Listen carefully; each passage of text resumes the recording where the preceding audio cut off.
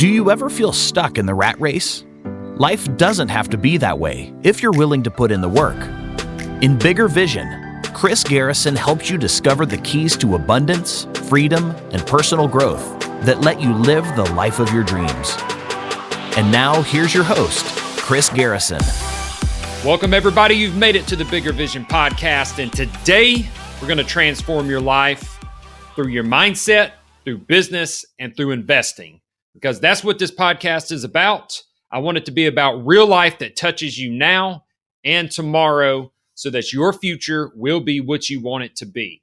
And that's why the title of this is Pivoting for Success, because that is exactly what life is. You cannot plan your future out 100% to where you get to walk that line and not have to pivot, not have to detour for a moment, because life happens.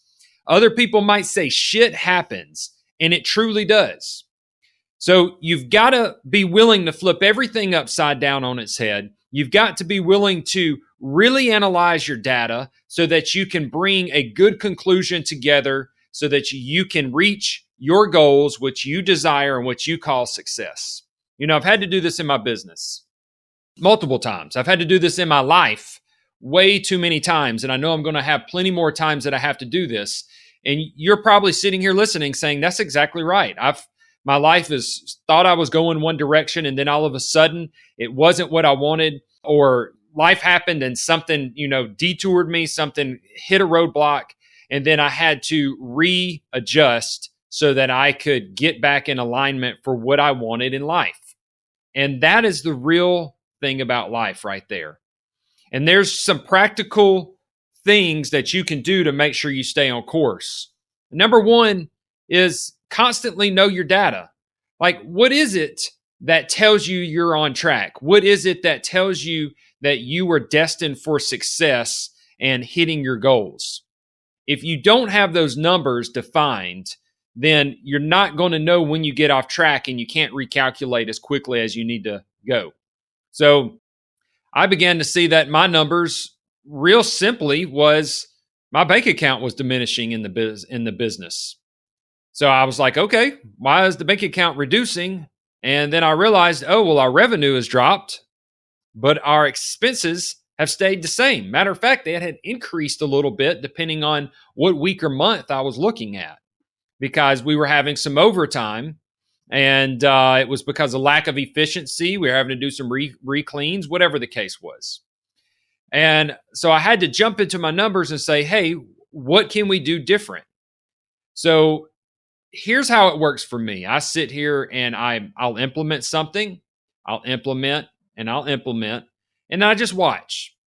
Navigating life requires patience, and time really does allow you to build that patience. Because as you go through experiences will teach you that it's not the end of life. Whatever moment you might be in, it's not the end all be all.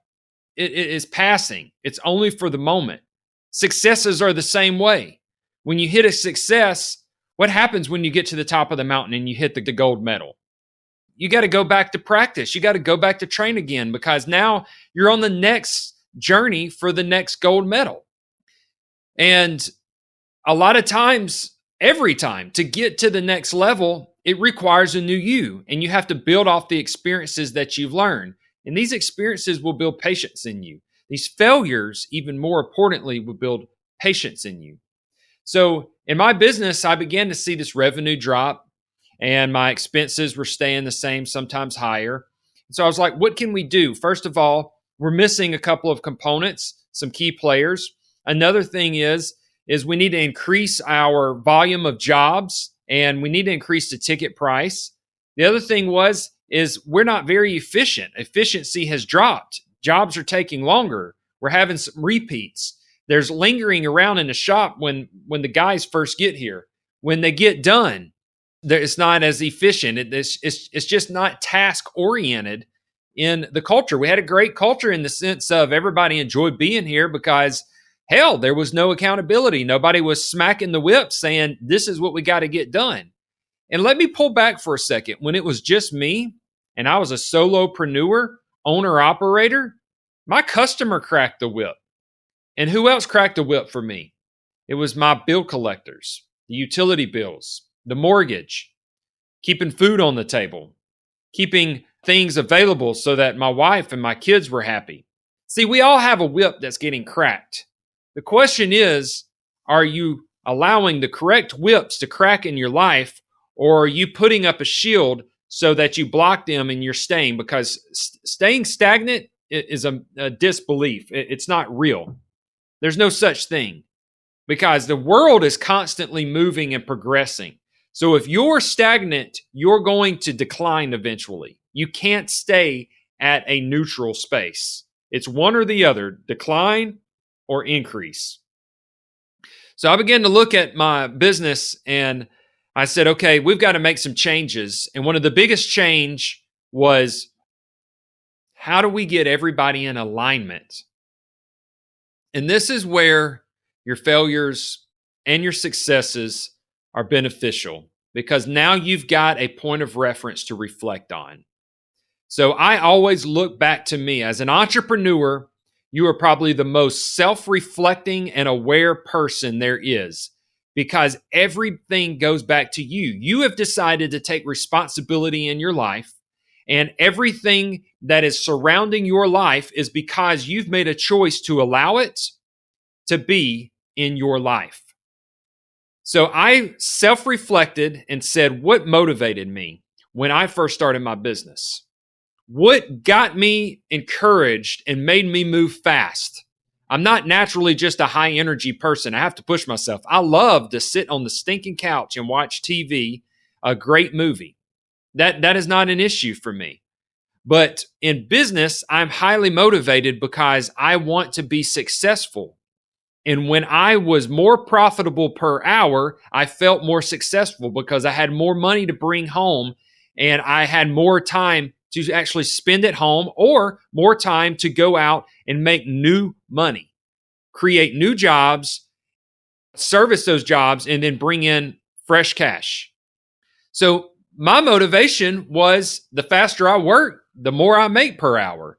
So I looked at my field technicians in my office. I'm sitting here and I'm looking and I'm thinking about them. I'm like, okay, well, that's it. Let's do profit sharing. Or you could call it commission, whatever it is. It's based off the job, not the entire company. So whatever job they're connected with, how can I align their interest? We're going to profit share. And then it's going to allow me to be able to bookkeep better as well, because now I don't have this fluctuation of cost per job out of the labor side, which in my industry, on the cleaning and restoration, it's labor. And in most service-based industries, it's going to be labor. It's not the product, because we are the product. The human being coming and performing the service is the product. And I could cap it. So let's say that if I stick it at 20%, then I know that I'm not going to go over 20%. But they know that if they do more jobs faster and efficiently where they don't have repeats, then they can collect more per hour because they've got a locked in price. Also, if they upsell, if they increase the sales of the original ticket. So while they're in the home, if they sit there and say, hey, we also provide this service while we're here, can we give you a quote for this service? And it's going to be even cheaper because we're already here in your home. You'll get a better deal. You get a better deal because we're already here in your home. This motivates and aligns everybody's interest. If we've got a bigger ticket item where it's a nastier job and we're getting paid a premium because it's a more difficult, nastier job, then they get the benefit from it. I don't have they're over here doing the nasty job and they're getting paid the same as the guys over here that's got a more prestigious jobs. They're out here washing windows and it's a beautiful day outside, and the other guys are in a crawl space removing mold, and they're both getting paid the same. But the ticket, the invoice was not the same. So why should they be deducted just because they got chosen to go do the molds in the crawl space? It wasn't fair. So what we're doing now is restructuring. I'm also having to raise some prices, and I'm going to lose some customers. And this is the whole point of this conversation right here. You got to do whatever it fucking takes to make your dreams happen. And if that means burn it all down and rebuild it, then that's what you've got to do. You've got to get this face set like flint, so that you can stop worrying and being fearful to make decisions. And I don't always make the right decisions. You won't always make the right decisions. But without making a decision, you'll never know. And I guarantee you, the worst decision is not making a decision and taking action. Sitting in the same thing day in and day out. Because that right there is the definition of insanity. When you expect change, but never actually change something. So if you don't like where you're at today, then let's change it.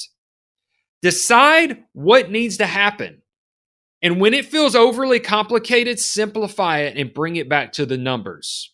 And I had to get it stupid simple. I wanted to be super fair with my team and all of this. And I was like, this is going to be a bookkeeping nightmare. Then I said, you know what? This is a great company to work for. This is going to be great pay if they are hustlers. I literally saw where I let one person go and then brought them in as a contract work to demo one of my rental houses because we were about to rehab it. And what that job would have taken 3 days for this person to do, and it was done in 1 day. And it confirmed everything that I had a suspicion that I wasn't getting the results I should be getting because I did not, as a leader, motivate my team well enough. So if you are a business owner, if you are an entrepreneur, if you've got anybody working underneath you, it all comes back to you. Your hiring, your leadership, how you incentivize, how you promote, how you award, it all comes back to you. So if you don't like your life, then blame yourself. But more importantly, begin to make some changes. Self-reflect. See what you're doing on a daily basis. Bring it back to a granular situation and say, what do I do when I wake up in the morning? What is my mindset back? Let's bring it back to the main things. You got your mindset. You got to have your mindset right.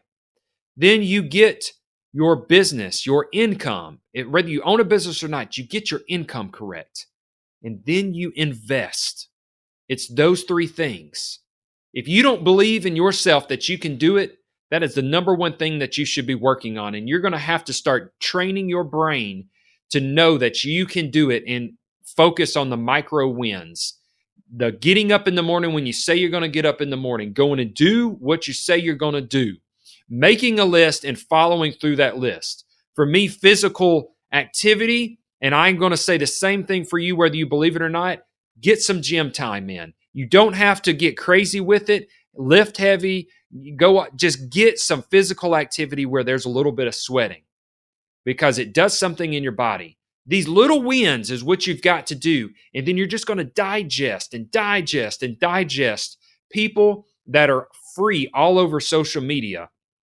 YouTube is the best place to hop on and just plug in motivation in the search bar and listen to these motivational speakers and take their belief and retrain your brain how to believe. And then daily, as you're doing your activities, those activities in business are going to increase and you'll see your revenue increase because you'll start taking action because you started taking action on the small things like listening to the motivational and those inspirational, getting up when you said you was going to get up, doing what you said you was going to do the next day.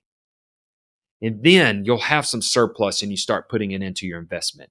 Analyze your life because it is your responsibility and nobody else is going to do it for you. And you are the one that has full control. Stop playing the blame game and giving someone else control. It's bullshit. You know it. Stop it. There's no successful person out there that blamed everybody else for their down or their ups. They accepted full responsibility and decided, I don't give a shit what anybody else says. I'm coming in and I am changing my life. And that's what I'm doing in my business right now. I'm making some corrections. You know, we're at the end of the year and it's time to start setting next year's goals. And I'm looking back and I'm saying, which ones did I hit and which ones did I not? And why? And what am I going to change to make sure I'm better at it next year? How am I going to achieve what I want to achieve financially, spiritually, physically, emotionally, relationally? These are the things you should be asking. And you should know that you've got full control of everything in your life. I want you guys to live in success. If you've got questions, please reach out to me. You can find me on Blue Collar Millionaire, where we talk all about business, on a Facebook group with my partner, Kevin Marin. I've got Bigger Vision Facebook group where I'm also present there, and it's more motivational, and it kind of is just generic across the board on mindset, business, and investing. And then if you would, and you enjoyed this, or you've enjoyed any of the past episodes, please give me a 5-star review. Give me a written review as well, because those two things in combination helps move me up the algorithm, and people, when they search business, investing, mindset, motivational, entrepreneurship, it allows me to come up into the search, and they'll be able to see me quicker. Until next time, let's live in success and grow together.